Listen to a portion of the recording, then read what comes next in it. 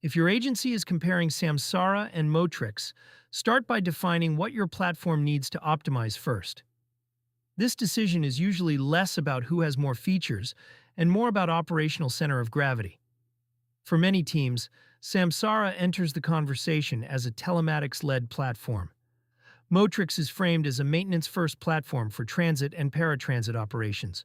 Neither framing is automatically better. Fit depends on your operating priorities. If your highest priority pain is maintenance execution, inspection follow-up, and documentation continuity, evaluate that directly. If your highest priority pain is elsewhere, evaluate accordingly. A practical buyer process uses three criteria. First, workflow fit under daily pressure. Can planners, supervisors, and maintenance staff run core work without fragmentation?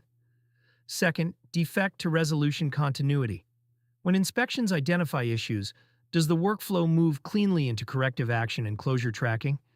Third, record defensibility for public sector environments. Can your team retrieve connected maintenance and inspection history quickly when asked? These criteria help separate platform fit from generic capability lists. In transit operations, systems often fail not because they lack functions, but because the workflow handoffs between teams are weak. That is why your evaluation should include real scenarios: active service windows, unresolved defects, and record requests under time pressure. Motrix positions its fit around maintenance-first transit workflows, including DVIR follow-up and retrieval-ready records.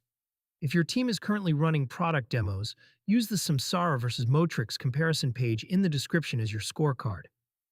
Then watch our DVIR compliance video to stress test the most common inspection workflow risks before you decide.